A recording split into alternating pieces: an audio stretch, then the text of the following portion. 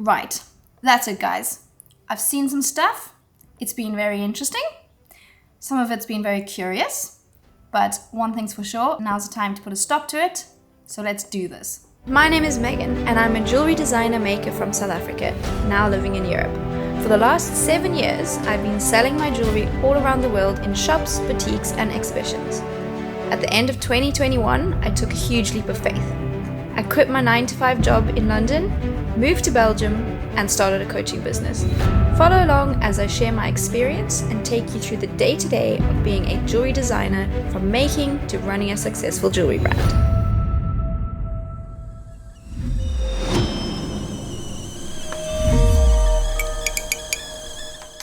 First up, let's talk about your Instagram handle. So if you have an existing account, where you can see it is if you go to edit profile and you'll see your username. So this is also called your handle. So here we really want to try and make it as simple and easy to understand as possible. Think about it in this way. If you can shout it across the room full of people and they can hear you, then that's the kind of name you want. But if you have lots of underscores in between and numbers and all kinds of stuff, and it's like a kind of play on words, it's not going to be easy to shout. It's not going to be easy to explain. People are going to get confused, especially if it has numbers in it. Just really try and keep this as simple and easy to remember as possible. Next, you have your name section. So this is where you want to really put your name. The reason you want to have your name is so that when people are wanting to message you in a DM, that they feel comfortable and confident messaging you and they know who they're talking to. If you don't have your name, then they're kind of already starting off in an awkward footing and they're like, who am I even addressing this to? So unless you have a particular reason you don't want your name, maybe then come up with a nickname or like a pseudonym or something. But really it is good for them to have someone to address. Also, like for example in mine, I've got a slash and then I have a description of what I do. So one-to-one jewelry business. So we know already that I'm a coach because I have selected that as my category. So remember that both your handle, which is your username, and your name are searchable. So if you put jewelry designer in there, when people are searching, they might come across your feed. And then, who knows, you might get a new customer or follower. Another important thing is to always include any links to your website or your Etsy or wherever people can buy your jewelry from, because in the end, you want to make that as easy for them as possible. So make sure that you add any website links that are relevant to you. Next up, we have your bio. So here you really want to take full advantage of the opportunity to tell people exactly what your brand is about. So this is where your business values and pillars come into play. Another thing that I see people doing often is not taking full advantage of the real estate that you're given on Instagram. So if you are given a huge big plot of land, are you going to build a tiny little shed in the corner? No, you're going to try and take up a nice amount of space and build a beautiful big house that you can appreciate. So in terms of your Instagram feed, when people are scrolling, they are going to see either that much, or that much of the feed with your picture.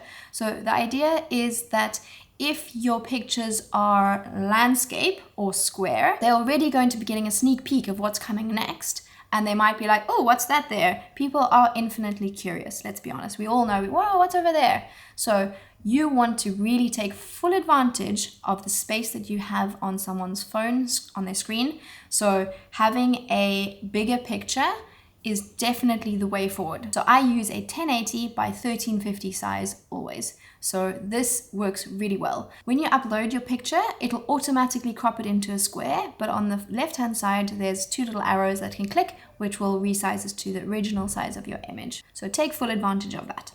Another one I see often is lots of random pictures of food and cats and dogs in your feed. I'm not saying don't post these things, but post them in your stories, because obviously, as we know, that's going to be a nice way for people to get to know you behind the scenes, and it's a really nice way to connect with people. But when you post that in your feed, it distracts from the actual jewelry. And if you think about it in terms of walking into a shop and you go, oh, that's really lovely. Oh, by the way, I also make jewelry. Oh, can I see? They say. Then you should be able to freely give them your Instagram handle or hand over your phone, and they should be able to freely scroll through that feed and you not be going, oh God, there's some like picture of like, you know, your nephew pulling a ridiculous face that you don't want them to see. It's got nothing to do with them. So if you're serious about making a jewelry account, I would keep that in mind. So like I said, post in the stories, but don't post it in your feed. Another super important, and I say really important reason to not get carried away posting random things in your feed is because people will be more reluctant to follow you if they're not sure what they're signing up for. Whereas if your feed is crisp and clear and they know what you're all about, then they're gonna say, hell yeah, I 100% relate to you. She's my kind of gal or guy. Have a like, have a follow. On that note, but taking it one step further, is to make sure that your feed is based on your pillars and your brand identity. So this really gives people the full idea of what your brand's about. They understand your aesthetic and they know whether they like your jewelry, whether they want to buy from you or not. So if you need help with this, then this is something that I work on with my one-to-ones and I absolutely love it. We go through all the colors, we go through your branding identity. Together, we figure out what the true essence of your brand is and how to get that across to your ideal customer. It's been so amazing to see my clients' feeds grow as they get to understand their core brand values, and this in turn leads them to feel way more confident and in turn boosts their sales. Next up, let's talk about consistency. So we always hear on Instagram, you need to post consistently, but let me stop you right there. Consistency doesn't mean the same thing for everybody. So this is what I say to my clients all the time when they're feeling overwhelmed by, I need to post every day of the week. No, you don't. So consistency just means whatever is sustainable for you. So if you have lots of free time and you can post 6-7 days a week, by all means, go ahead and do it. But be warned that this may lead to burnout. So rather, maybe consistency to you is posting 3 times a week, and you can do that consistently. But rather than wasting all your energy posting every day of the week for 3 months and then being like, oh my God, I actually hate Instagram now, rather stop, don't do that, assess when is good for you, work around your schedule, find what works for you, and then keep up with that, because then people know when to expect seeing your stuff. But I would recommend trying to find a schedule that feels consistent for you, that you can keep up with. Next on my list of don'ts is to avoid promoting your jewelry in every post. Yes, we make beautiful jewelry, as you do, but try and avoid, here's my beautiful earrings, buy them. Here's my beautiful necklace, buy them. Here's my ring, buy it, all the time, because then people feel like you're pushing your jewelry onto them, and then that kind of creates a bit of an icky feeling. So you want to more be creating a brand that people want a part of. What you want to be doing is acting from a place of receiving rather than chasing. So you don't want to be constantly like, buy my things, desperate. You want them to be, wow, that's beautiful. I really just want some of that. So by you having a clear feed and a clear brand identity, it is so key to people then understanding what it's about. They want to take away part of that feeling. So jewelry is an emotional purchase. So you need to understand the emotions that are behind what you want the person to feel who's going to buy your jewelry. So when they're on your feed, then they are going to want to take some of that with them. So think about it in terms of a shop. If you're walking down the road and you're like, oh, that shop looks nice, let's go have a little sneaky peek in there and see what's in there, because you know it's your aesthetic and you know it's your vibe. For me, it's Scandinavian minimalist interior design boutique shops. I love everything in there and I literally want everything in there. So that shop has been curated to suit my taste. So you need to work with your feed in the same way so that people come onto it and they're like, oh wow, I'm totally in love with this. It's totally me. So that is going to attract your people and your community that like the same kind of jewelry as you. Because Lord knows, there's a lot of jewelry designers out there and it's amazing and it's wonderful, but we all have a different take on something. We have a different inspiration behind what we're doing. We're all going to attract a different customer. So don't think, oh, there's not enough people out there who's going to like my jewelry. There are people out there for everybody. So keep that in mind. Be confident, be you, be vibrantly you, be and be minimalistically you, just be genuinely you, okay? So yes. So touching again on the minimalist aesthetic, yes, I agree and I understand that you're not all minimalists, but I need to emphasize one important element, and that is to remember that the key point and focus of any picture with your jewelry in is meant to focus on the jewelry. So I talk way more in depth about this in my photography mini course. If you're interested in that, there's a link down below. But it's really, really important to not let what you're photographing things with distract from the jewelry. If your background, for example, is the same color or tone as your jewelry, it's not going to stand out and people aren't going to see it. You want the jewelry to pop. You want the jewelry to be the focus. You want them to go wow when they see it. So the main point is to keep your image as clean and clear and allow the jewelry to breathe, if you know what I mean. So allow it space to be appreciated. So speaking about background noise in your pictures, isn't it annoying when you're on a Zoom call, which we do a lot these days, especially with my one-to-ones? Maybe you're doing work calls, maybe you're still working partly remotely, maybe you're studying and you have to do some things from home still. So we have become quite used to it. But isn't it annoying when somebody's dog is yapping away, when some kids are crying, when someone decides that now is a great time to hoover and you have walls made of paper cardboard and you literally hear everything, and obviously it makes your call so much more unprofessional. So I have a solution for you guys, and it's a fantastic app called Crisp. So I'm going to show you how that works. So let's hop into my computer and I'm going to show you how to integrate it with your video call software. You can use this either on a Windows or a Mac, so let's show you how to do that. This is my free plan where you get 240 minutes per week for free to use with Windows and Mac. This is the Crisp app and it's super easy to use. All you have to do is set it up to use with your video conferencing platform. I use Zoom, for example, and I can tell you it works a real treat. The reason it's so good is because it can identify your voice and then it removes any background noises. So it just makes everything sound so much clearer and crisper, and people are able to focus on what you're saying more than being distracted by the dog barking in the background, for example. It can be used by anyone, so whether you're a business or you just want to speak to family and friends and you live in a noisy building where everyone's disrupting you. So for example, I use it a lot with my one-to-one calls and it's so good. So if someone's making a noise or suddenly starts hoovering next door, then it doesn't stress me out. So I'll leave a link in the description so you can check that out if you want.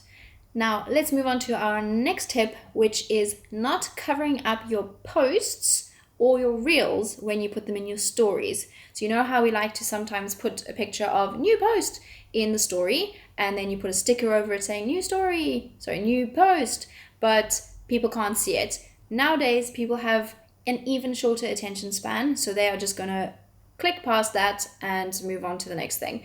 The likelihood of them actually clicking on your story, seeing it, then saying, oh, hang on a sec, I really want to see that picture.